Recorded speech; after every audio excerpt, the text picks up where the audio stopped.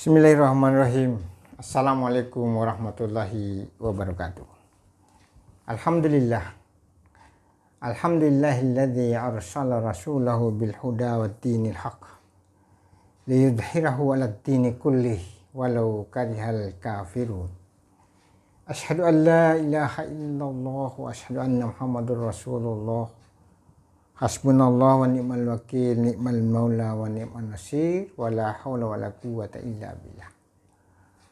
Pemirsa yang budiman, yang insya Allah dimuliakan Allah Subhanahu wa Ta'ala, dimanapun Anda berada, pada hari ini kembali jumpa dengan saya pada channel YouTube Abdullah Bijak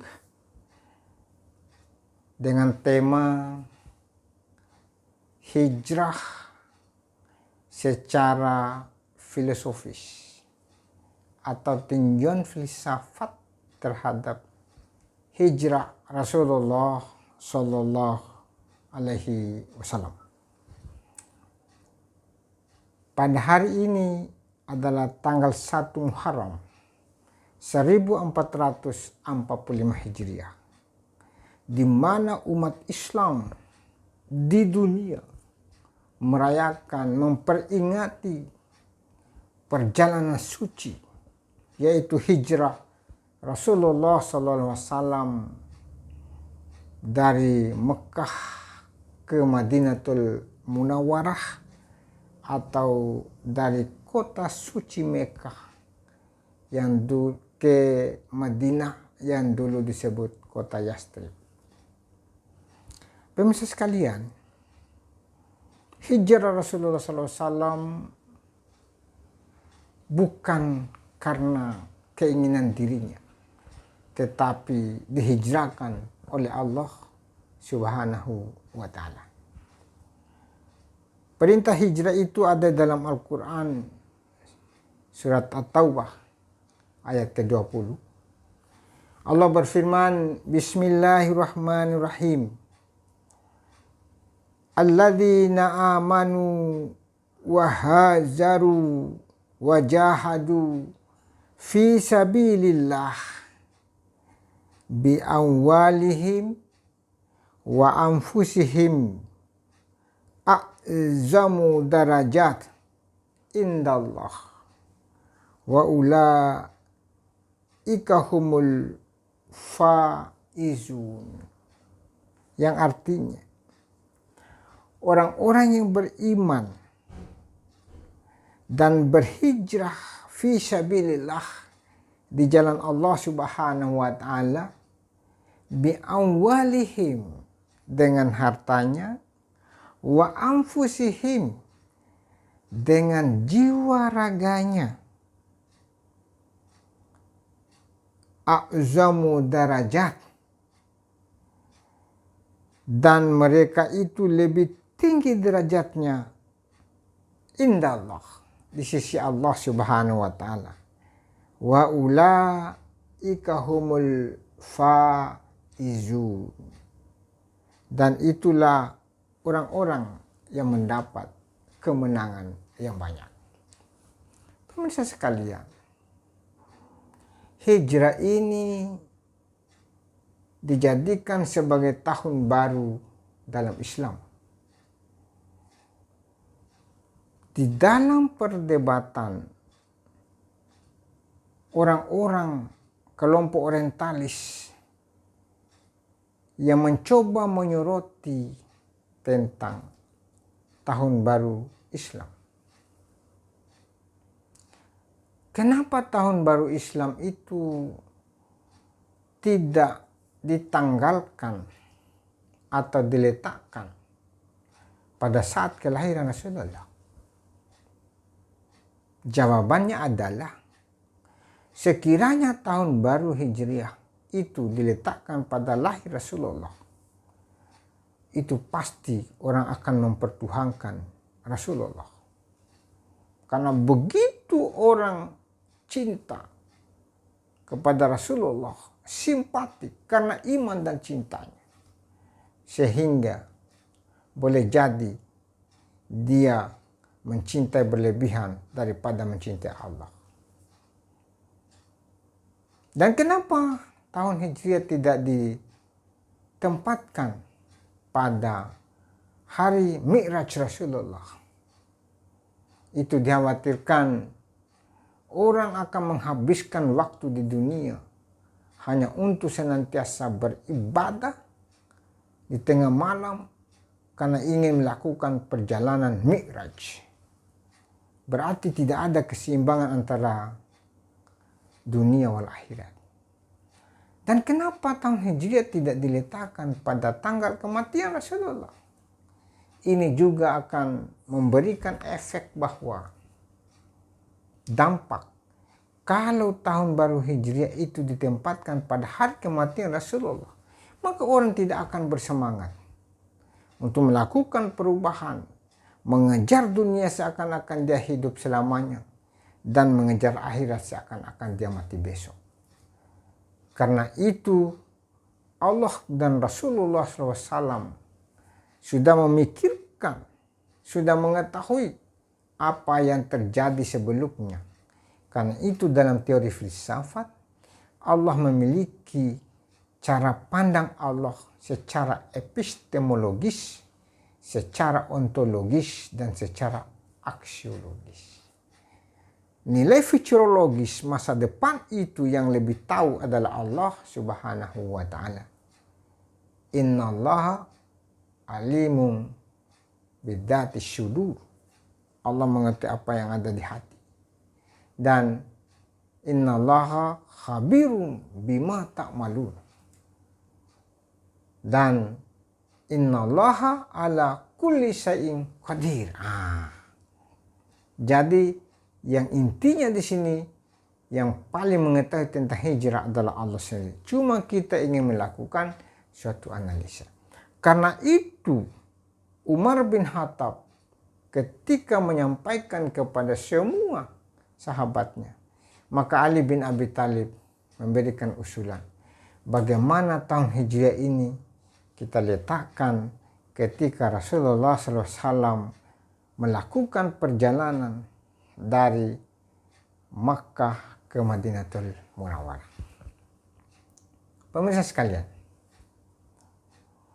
sebelum Rasulullah SAW dihijrahkan oleh Allah Subhanahu wa ta'ala, ingat, hijrah Rasulullah itu adalah malam atau masuk hari Senin. Semua kejadian pada diri Rasulullah selalu terjadi pada hari Senin. Lahir hari Senin, diangkat sebagai Rasul hari Senin, Isra Mi'raj hari Senin, malamnya maksudnya ini. Kemudian hijrah dari Makkah ke Madinah adalah Senin.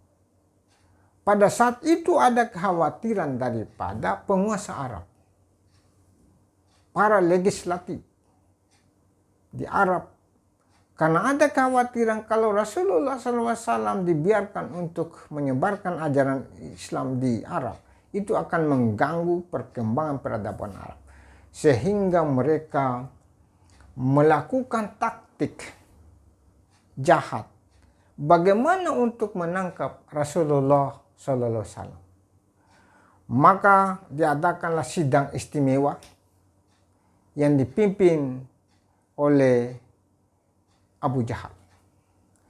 Yakni bagaimana caranya untuk menangkap Rasulullah SAW. Yang keputusan mereka pada malam itu adalah, pada hari itu adalah, Rasulullah harus ditangkap, Rasulullah harus dipenjarakan, atau Rasulullah harus dibunuh.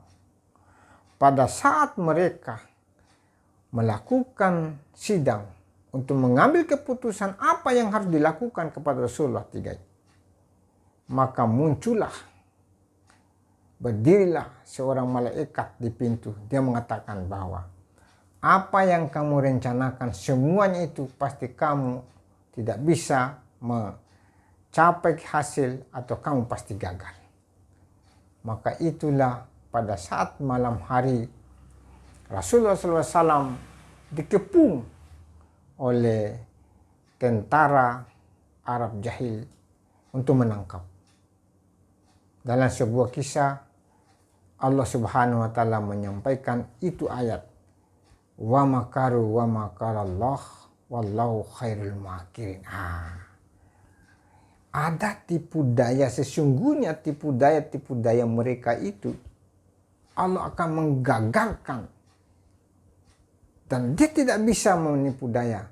Sesungguhnya Allah memiliki tipu daya lebih baik daripada orang yang melakukan tipu daya terhadap Rasulullah SAW. Di suatu malam Rasulullah SAW tidur bersama Ali bin Abi Thalib, dan biasanya Rasulullah SAW tidurnya cepat supaya dia bangun cepat. Dan para tentara Arab jahiliyah ini terlambat dia tidur, ya, untuk menjaga jangan sampai Rasulullah SAW lolos atau lolos dari kepungan itu. Maka di sekitar sampai jam 2 malam para tentara itu kengantukan dan mereka tidur, dan Rasulullah di situ Allah membangunkan. Keluar dari tempat itu Rasulullah SAW mengambil tanah pasir segenggam, kemudian dia taburkan di matanya orang-orang yang tidur itu sambil membaca waja'alna min baini aydihim sadda wa min khalfihim sadda fa'agsaynahum fahum la yubsirun, yang artinya dalam surat Yasin itu, kami menjadikan atau kami buat, ya, dinding penghalang di depanmu sehingga kamu tidak bisa melihat. Waja'alna min baini aydihim sadda wa min khalfihim sadda fa'agsaynahum fahum la yubsirun. Kami membuat dinding di depan, di belakang, di samping, kiri dan kanan, sehingga kamu tidak mampu melihatnya. Maka Rasulullah SAW keluar dari situ dengan selamat bersama Abu Bakar As-Siddiq melakukan perjalanan. Pemirsa sekalian, di dalam hijrah ini sebenarnya ada beberapa hal yang harus kita renungkan dan kita lakukan. Hijrah Rasul dari Makkah ke Madinah, hijrah kita adalah dari sesuatu yang kurang baik menjadi lebih baik, dari yang tidak baik menjadi hal yang baik, dari kebodohan menjadi hal yang peradaban, kepintaran, dari rejim yang menindas rakyat kita hijrah menjadi rejim yang kasih sayang rakyat, dari pimpinan yang koruptor harus berubah menjadi pimpinan yang sosialis, yang dermawan, dari ekonom yang kikir harus menjadi ekonom yang senantiasa membela rakyat, dari politikus yang ingin merusak negara berubah menjadi politik yang ingin membangun negara yang baladatun, toibatun, warabun kafur. Seorang guru yang malas, dia harus rajin untuk mengajarkan dengan penuh ikhlas. Seorang dosen yang mungkin malas juga mengajar atau kurang membaca harus hijrah kepada hal-hal yang lebih baik lagi. Dari pengabdian yang kurang ikhlas harus lebih ikhlas lagi. Apakah ASN, apakah TNI, apakah Polri, apakah buruh, apakah tenaga kasar, tenaga harian, dan seterusnya, atau yang non-PNS, atau yang dikontrakkan, semuanya harus melakukan hijrah. Hijrah tidak mesti harus dari Makkah ke Madinah, tetapi minaz zulumati ila nur, dari kegelapan kepada cahaya. Karena itu pemirsa sekalian, saya memberikan singkatan dari kata hijrah. Hijrah, H yang pertama adalah heart, hati. Kaitan dengan itu orang berhijrah harus memiliki niat yang ikhlas. Karena itu innamal a'malu binniyat.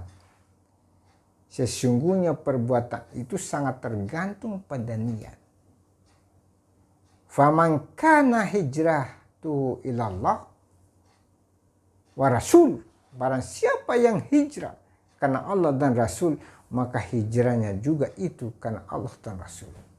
Barang siapa yang hijrah karena dunia dan perempuan yang dia inginkan, maka hijrahnya akan kembali pada niat itu. Barang siapa yang ingin menjadi ASN yang hanya sekedar mengharapkan gaji, maka yang dia dapat adalah uang, kebahagiaan tidak. Barang siapa yang ingin mendapatkan jabatan dengan cara yang tidak baik, maka yang diperoleh bukan pengabdian, bukan keikhlasan, tetapi jabatan dan uang itu. Jabatan dan uang, kalau kita tidak berdasarkan niat, baik heart dengan hati, maka jangan harap kita bisa mendapatkan ketenangan. Karena hati itu menentukan segalanya. Ada seorang filosof dari Stoa, dia mengatakan begini. Yang paling berat yang kita hadapi adalah bukan musuh di depan kita, tetapi yang paling kita berat hadapi adalah ada yang ada di dalam. Karena manusia selalu ada dorongan untuk melakukan pelanggaran. Itulah yang kita harus siap dan berusaha untuk melawannya. Pemirsa sekalian, hal yang pertama tadi adalah heart. Heart itu kaitannya dengan hati. Hati itu ada hubungan dengan niat. Saya selaku dosen harus melakukan hijrah dengan niat bahwa hari ini pengabdianku sudah 27 tahun. Ada hal yang kurang baik pada masa pengabdianku sebelum tahun 1445 Hijriah.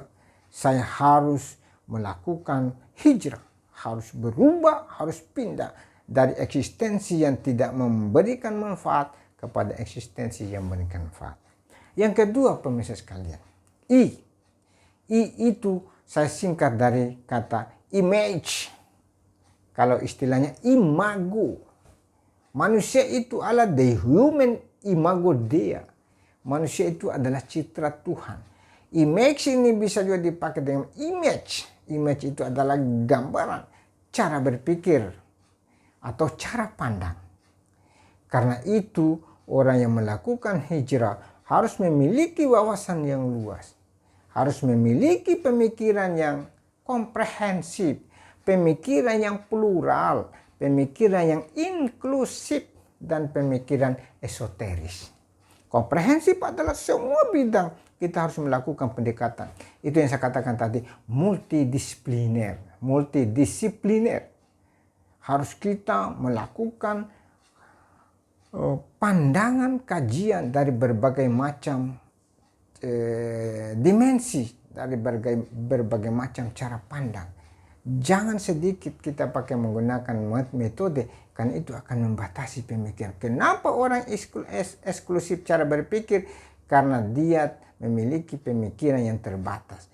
Berbanyaklah kamu membaca, karena dengan membaca kamu akan meraut atau memiliki atau meraih suatu kearifan. Tetapi kalau kamu hanya membaca satu mazhab, itu akan membatasi diri Anda, dan Anda itu akan lebih berpikir radikal. Kemudian berpikir plural. Plural adalah berpikir yang heterogen. Kita berbeda, menunjukkan bahwa itu adalah dari satu kembali ke satu.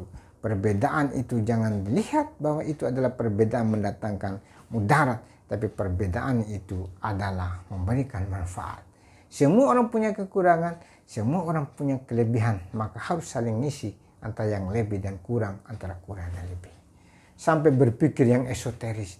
Kita berpikir bahwa semua berbeda, tetapi ada titik temu kebenaran. Guru mengajar, dapat pahala, dapat uang, kebahagiaan. Polisi mengabdi, menegakkan aturan hukum, dapat pahala, dapat uang, dapat bahagia. Jaksa begitu juga, mulai dari presiden sampai rakyat jelata. kita semua ini berbeda profesi, tapi ujungnya adalah karena Allah Subhanahu wa Ta'ala dan uang untuk kebutuhan hidup, kemudian kebahagiaan yang kita ingin raih baik dunia maupun akhirat. H, health. I adalah image, kemudian J. J itu join it. Orang yang hijrah itu adalah harus mengikuti perkembangan. Kita tidak boleh berpikir kolot. Perkembangan yang dimaksud adalah kalau era digitalisasi, era metaverse, era post-truth, serba digital. Sekarang itu dunia serba digital. Mau makan, sudah sampai makanan di rumah. Apa yang kita inginkan, sudah bisa GoFood, GoPay, Gojek, Google, dan seterusnya. Apa yang kita inginkan, sudah akan serba siap saji, dan seterusnya. Kemudian, kita harus melihat bahwa di dalam perkembangan zaman, apalagi Indonesia, negara kita ini adalah negara yang betul-betul yang aneka ragam, yang heterogen. Kita harus mengikuti perkembangan hijrah dari hidup yang sempit menjadi hidup yang luas. Dari cara berpikir yang eksklusif menjadi inklusif, dari cara berpikir yang fundamental menjadi berpikir yang moderat. Itulah yang disampaikan, diajarkan oleh negara kita. Negara kita dan kita harus belajar tentang moderasi beragama, moderasi berbudaya, moderasi berbangsa, moderasi bernegara, moderasi berbahasa, dan seterusnya. Itu join it. Selalu kita mengikuti perkembangan. Jangan hijrah hanya hijrah jilbab saja, hijrah pakaian saja, ya. Jangan simbolnya saja, tetapi hijrah itu yang simbol dengan yang inti. Ya. Kemudian R. Ya. Jadi R di sini singkatan daripada reality, yang real. Orang yang hijrah itu harus melakukan sesuatu yang realistis. Jangan cuma mau hijrah di tahun baru melakukan perjalanan, ya, atau olahraga. Tidak begitu. Atau di 10 Muharram membeli alat perabotan rumah tangga. Tidak begitu. Orang yang hijrah itu merealitaskan adalah Rasulullah SAW dari Mekah ke Madinah, apa yang dibikin? Aturan piagam Madinah. Bagaimana hidup di tengah masyarakat toleran, saling menghargai dan saling memanfaatkan tenaganya. Meskipun kau Yahudi, kau Nasrani, kau Hindu, Buddha, tapi kalau kamu punya kemampuan di bidang itu, welcome. Silakan. Jangan karena sesuatu membuat kau tidak adil. Misalnya, kamu tidak ahli di bidang hukum, tapi kau angkat keluargamu, sedangkan ada yang non-muslim tapi ahli hukum, itu harus yang proporsional. Ini kesalahan kita memahami. Jangan hijrah hanya simbol. Ya. Napak tilas, perjalanan 10 kilo. Memang begitu, tapi itu hanyalah simbol. Rasulullah SAW bagaimana mempersaudarakan antara kaum muhajirin dan ansar. Itu. Makanya negara kita itu harus bersaudara. Kita bersaudara. Ya. Yang dari desa ke kota, kota ke desa, kita harus saling tolong menolong. Begitu pula kalau Rasulullah SAW dari Mekah ke Madinah, ya beliau membangun sebuah tempat, masjid. Masjid itu bukan hanya tempat sholat, tetapi di situ tempat aktivitas keduniaan. Kenapa? Kalau kita mau menjadikan masjid itu adalah aktivitas ekonomi, orang akan jujur karena takut. Ini masjid. Aktivitas olahraga, orang akan takut. Olahraganya pasti Islamis. Aktivitas hukum, orang akan tegakkan ajaran Islam. Karena itu, ajaran yang kita pelajari adalah di hijrah ini kita harus menerapkan nilai-nilai profetik. Ya. Ekonomi yang profetik, ekonomi kenabian. Politik profetik, politik kenabian. Hukum profetik, hukum kenabian. Ya sport profetik, kenabian. Edukasi kenabian. Kita ikut Nabi loh. Karena Rasulullah SAW adalah panutan. Laqad kana lakum fi Rasulillah uswatun hasanah. Suri tauladan bagi semua orang, semua makhluk. Rasulullah itu adalah kolaborasi dari semua nabi loh. Rasulullah itu kamilan. Menurut ajaran tasawuf bahwa Nabi Isa itu adalah jamaliyah Tuhan. Nabi Musa adalah jalaliyah Tuhan. Jamaliyah keindahan Tuhan, jalaliyah adalah ketegasan. Allah Maha Perkasa, Maha Tegas. Kolaborasi antara jalaliyah dan jamaliyah lahirlah kamilan. Jadi Nabi Muhammad itu ada sifat Nabi Isa, ada sifat Nabi Musa, ada sifat semua nabi, ada sifat semua makhluk. Wa ma arsalnaka illa rahmatan lil alamin. Iya. Kemudian yang selanjutnya adalah yang di situ strong. Harus memiliki kekuatan. Orang yang hijrah itu tidak boleh lemah. Dulu sebagai seorang ekonom atau sebagai praktisi atau sebagai orang pedagang, yang dulu mungkin cara kerjaan lemah, harus memiliki kekuatan. Kekuatan bukan hanya fisik. Kekuatan manajemen. Kekuatan modal. Kekuatan networking. Kekuatan hukum. Kekuatan marketing dan seterusnya. Itu baru hijrah. Kalau pendapatan dulu hanya 1 miliar, di tahun ini harus berubah menjadi 2 miliar. Bukan hanya pendapatan 2 miliar, tetapi di balik itu ada untuk orang miskin, ada untuk orang yang membutuhkan. Wa fi amwalihim haqqul lisa'ili wal mahrum. Dan di dalam hartamu ada hak orang yang meminta dan tidak meminta. Itu hijrah. Hijrah strongly adalah memiliki kekuatan. Kekuatan lahir, kekuatan batin. Kemudian kekuatan ekonomi, kekuatan politik. Kekuatan pertahanan, keamanan bangsa. Dan kekuatan mempertahankan NKRI. Pemirsa sekalian, kemudian yang terakhir adalah health. Health itu adalah sehat. Orang yang hijrah itu harus selalu sehat. Tidak mungkin kita meniat yang baik kalau tidak sehat. Ya. Tidak mungkin kita mengikuti perkembangan kalau tidak sehat. Tidak mungkin kita melakukan sesuatu yang realistik kalau tidak sehat. Tidak mungkin strongly kalau tidak sehat. Karena itu sehat itu adalah sesuatu hal yang penting. Begitulah yang saya pahami tentang hijrah. Pertama, adalah heart, dengan hati. Yang kedua adalah image, cita-cita yang benar. Cara pandang dan gambaran masa depan yang benar. Kemudian J adalah join it, diikuti perkembangan. Harus senantiasa dengan enjoy, ya. Kemudian Ra itu adalah reality, harus menyatakan yang real di dalam melakukan hijrah, ya. Kemudian A adalah strong, harus memiliki Tuhan.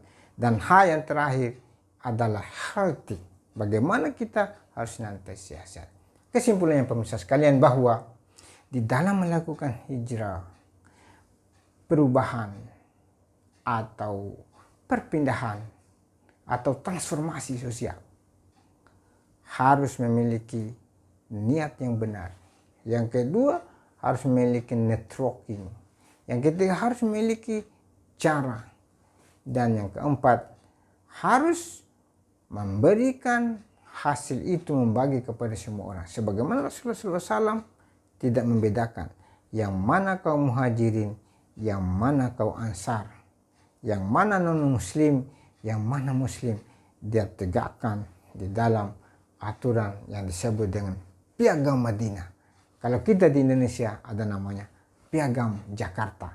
Bagaimana kesimpulan di situ adalah dengan hijrah ini kita akan membangun masyarakat yang adil, damai, dan sejahtera, atau civil society. Atau dalam istilah seorang filosof namanya Al-Farabi yang disebut Madinatul Munawwarah, ya, atau yang disebut dengan kota bagi menurut Plato adalah kota bijaksana, ya. Madinatul Fadilah, ya, kota yang memiliki atau negara yang memiliki fadilah, memiliki manfaat, yang membangun masyarakat civil society yang berdasarkan satu persatuan Indonesia, kemanusiaan yang adil dan beradab. Yang tentu pertamanya itu adalah ketuhanan, kemanusiaan, persatuan, kerakyatan, dan keadilan sosial. Karena itu pemirsa sekalian, semoga apa yang saya sampaikan memberikan inspirasi. Boleh kita berhijrah, tapi jangan ikut-ikutan. Tetapi kita berhijrah karena Allah dan Rasul untuk membangun masa depan yang lebih baik lagi. Barakallahu li wa lakum. Wassalamualaikum warahmatullahi wabarakatuh.